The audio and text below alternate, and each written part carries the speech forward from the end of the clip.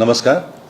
হৰ ঘৰ তিৰংগা আন জিলাৰ নিচিনাকৈ আমি কোকৰাঝাৰ জিলাতো আমি আয়োজন কৰিছোঁ এক বিস্তৃত আৰু বৰ্ণাঢ্য কাৰ্যসূচীৰে। আমাৰ অহা 17 আগষ্ট তাৰিখলৈকে এই কাৰ্যসূচী বিভিন্ন কাৰ্যসূচী আমাৰ চলিব। হৰ ঘৰ তিৰংগা কাৰ্যসূচী আমাৰ ৰাষ্ট্ৰীয় পতাকাখনৰ প্ৰতি আমাৰ শ্ৰদ্ধা যোগোৱাৰ অৰ্থে আৰু লগতে আমাৰ ঐক্য সংগতি আৰু দেশপ্ৰেমেৰে উদ্বুদ্ধ কৰাৰ অৰ্থে এই অনুষ্ঠান এই কাৰ্যসূচী গ্ৰহণ কৰা হৈছে। এই কাৰ্যসূচীৰ লগত সংগতি ৰাখি আমি আমাৰ যিমান চৰকাৰী কাৰ্যালয় আছে প্ৰত্যেক কাৰ্যালয়ত এক সাফাই অভিযানেৰে আমি এই কাৰ্যসূচীৰ শুভাৰম্ভণি কৰিম। ইয়াৰ পিছতে আমি অহা 13 আগষ্ট তাৰিখে আমি এটা গোটেই কোকৰাঝাৰ জিলাত আমি বাইক ৰেলী কৰিম জাতীয় পতাকা আমি লৈ। আৰু এই বাইক ৰেলীত আমি কেন্দ্ৰীয়ভাৱে যদিও আমি কোকৰাঝাৰ টাউনৰ পৰা কৰিম, কিন্তু গাঁৱে ভূঞে আমাৰ সকলো ঠাইতে বাইক ৰেলীত আমাৰ আত্মসহায়ক গোটৰ বা ASRLMৰ আমাৰ যিসকল সখী আছে তেওঁলোকেও ভাগ ল'ব আৰু বিভিন্ন পৰ্যায়ৰ আমাৰ নাগৰিকে এই বাইক ৰেলীত ভাগ ল'ব।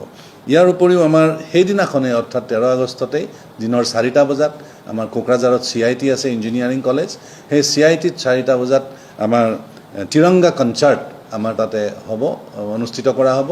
তালৈকেও মই সকলোকে আপোনালোকক নিমন্ত্ৰণ জনাইছোঁ। আৰু ইয়াৰ উপৰিও ইতিমধ্যে আমাৰ স্কুল কলেজবিলাকত বিভিন্ন ধৰণৰ দেশপ্ৰেমমূলক বিষয়বস্তু আগত ৰাখি ৰচনা প্ৰতিযোগিতা, কুইজ প্ৰতিযোগিতা আদি ইতিমধ্যেই অনুষ্ঠিত কৰা হৈছে।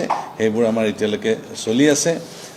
ইয়াৰ উপৰিও আমাৰ VCDC আমাৰ মিউনিচিপালিটি ৱাৰ্ড বা বিভিন্ন ঠাইত আমি আমাৰ জাতীয় পতাকাৰ ক্ৰয় বিক্ৰয় কেন্দ্ৰ আমি স্থাপন কৰিম। আৰু এই ক্ৰয় বিক্ৰয় কেন্দ্ৰত স্থাপনৰ ক্ষেত্ৰত আমাৰ যি আমাৰ ASRLM আছে, Assam state rural livelihood mission, তেখেতসকলে অংশগ্ৰহণ কৰিব।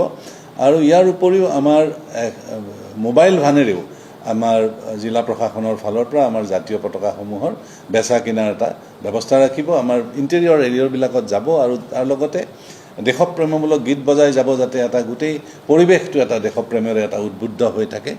আৰু ইয়াৰ উপৰিও আমি আৰু আন কিছু কাৰ্যসূচী আমি হাতত ৰাখিছোঁ, যেনে আমাৰ চেলফি কম্পিটিশ্যন থাকিব। বিভিন্ন ঠাইত আমি চেলফি পইণ্ট ৰাখিছোঁ।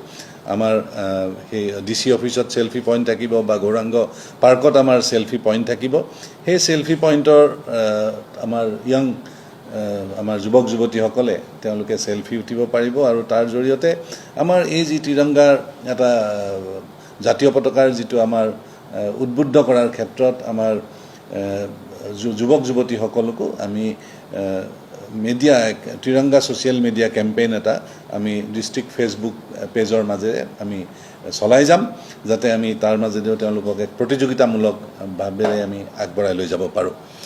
ইয়াৰ উপৰিও আমাৰ যিবিলাক ঠাই থাকিব, কিছুমান বিশেষ ঠাই, তাত ইলুমিনেশ্যন হ'ব, লাইট জ্বলোৱা হ'ব, ৰঙীন বিভিন্ন ধৰণৰ কাৰ্যসূচী লোৱা হ'ব। আৰু যিবিলাক অফিচৰ আমাৰ কাৰ্যালয় আছে তাতো আমাৰ ইলুমিনেশ্যন হ'ব।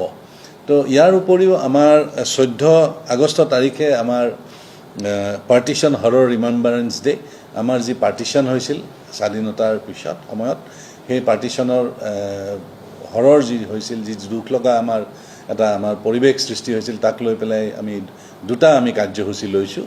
আমি সমবেদনা জনোৱাৰ অৰ্থে গধূলি আমাৰ কোকৰাঝাৰ স্থিত আমাৰ শ্বহীদ বেদীত আমি কেণ্ডেল লাইট তাত আমি জ্বলাম, চাকি বন্তি জ্বলাম।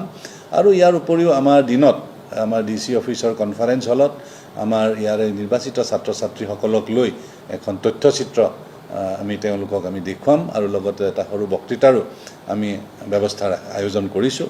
তো এইখিনি মূলতঃ আমাৰ কাৰ্যসূচী।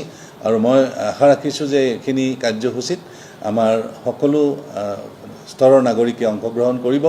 আৰু ইয়াৰ লগতে মই আপোনালোকক ক'ব বিচাৰিছোঁ যে আমাৰ এইবাৰ যি 15 আগষ্ট আমি কেন্দ্ৰীয়ভাৱে কোকৰাঝাৰ জিলাত অনুষ্ঠিত কৰোঁ, সেই ময়দানত আমাৰ এইবাৰ নতুনকৈ আমাৰ ভাৰতীয় সেনাই অংশগ্ৰহণ কৰিব। আৰু বিশেষকৈ তেওঁলোকে কম্বাট তেওঁলোকে শ্ব' কৰিব।